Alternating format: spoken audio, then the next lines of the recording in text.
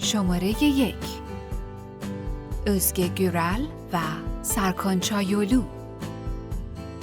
عشق 7 ساله özge و سرکان در آلمان و در یک مراسم کوچیک با حضور خانواده و دوستای نزدیکشون به ازدواج ختم شد. این زوج هدایای عروسیشون رو برای کمک به کودکان سرطانی به بنیاد امید اهدا کردن و یه چیز جالب این که قیمت کفشای özge تقریباً 2 برابر لباس عروسش بود. شماره 2 گوکچه بهادر و امیر ارسوی.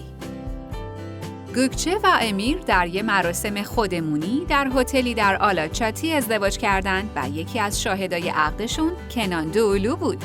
یکی از عجیب ترین چیزای این مراسم از نظر کاربرای فضای مجازی کمربند مشکی و دستکش‌های توری مشکی گوکچه بود که خیلیا خوششون اومده بود و خیلیام نپسندیده بودن.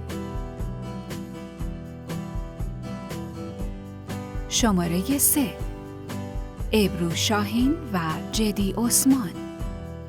این زوج عروسیشون رو در شهر چشمه، جایی که عشقشون شروع شده بود، برگزار کردن و ابرو توی این مراسم 3 لباس مختلف پوشید. اما نگم براتون از ماشین عروس $1,000,000 اونا.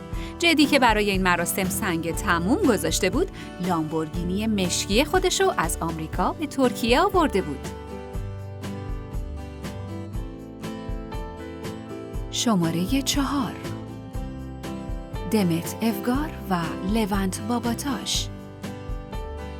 عروس خانم توی عروسی 7 ماهه باردار بود. پس این زوج یه مراسم ساده در باغ خونه‌شون برگزار کردن و همین باعث شد صدای موسیقیشون داد همسایه ها رو در بیاره.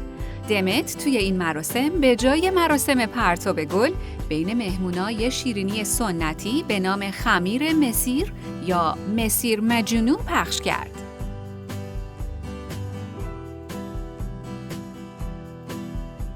شماره 5 اگه کوکنلی و لیور آهیتوف.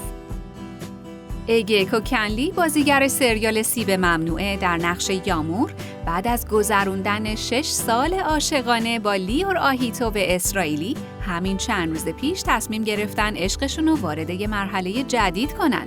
پس توی یه مراسم باحال با حضور بازیگرایی مثل کرم بورسین، اویکو کارایل و ایرم هلواجیولو ازدواج کردن. شماره 6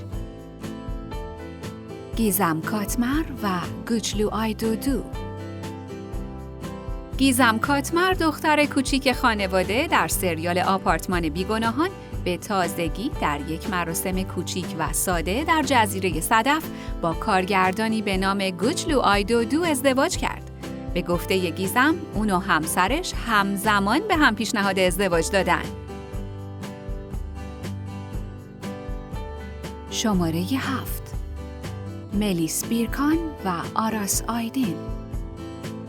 این زوج ترجیح دادن با برگزاری یه مراسم ساده با حضور دوستاشون با هم ازدواج کنن و سادگی این مراسم و لباس عروس در کنار حال و هوای دلنشین اون به شدت مورد تحسین طرفداراشون قرار گرفت. اما چیزی که در مورد اون خیلی صحبت شد، رقص 2 نفره این زوج بود که انگار خیلی به مذاق بعضیا خوش نیومد.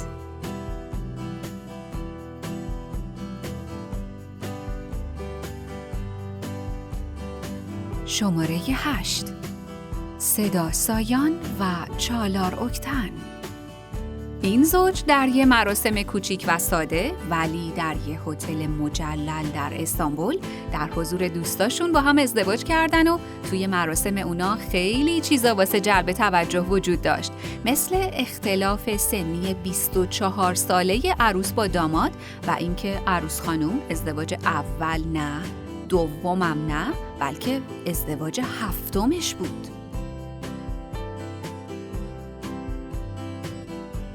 شماره 9 مصطفی صندل و ملیس سودشروب. این زوج در یک هتل مجلل در مارماریس جشن عروسی با حضور 80 نفر گرفتن که 2 روز طول کشید و 3 میلیون لیرم هزینه داشت. اما چیزی که توی این عروسی خیلی جلب توجه کرد اختلاف قد عروس و داماد بود که کفشای خیلی پاشنه بلند عروس باعث شده بود. شماره 10. حادثه آچیکوس و مهمدین چارلر. عروسی این زوج در کاخ مجلل چراغان برگزار شد، اما نکته جالبش این بود که نه تنها از مهمونا خواسته شد هیچ عکس و فیلمی نگیرن که در اون به روی مطبوعات هم بسته بود. هیچی در دسترس نیست. شماره 11. لیلا لیدیا توتلو و جیهون ارگین. لیلا و جیهون همونطور که 5 ساله که بی سر و صدا با همن، همونطوری هم بی سر و صدا به تازگی توی یه مهمونی ساده و فقط با حضور خانواده هاشون در آلمان با هم ازدواج کردن. لیلا در این مورد گفته عروسی بزرگ برای من مهم نیست و نمیخوام برای مردم جلب توجه کنم.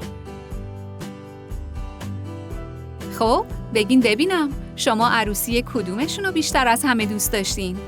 اسم زوج مورد علاقتون رو برای ما بنویسین و این ویدیو رو لایک کنین و عضویت در کانال لنز رو هم فراموش نکنین.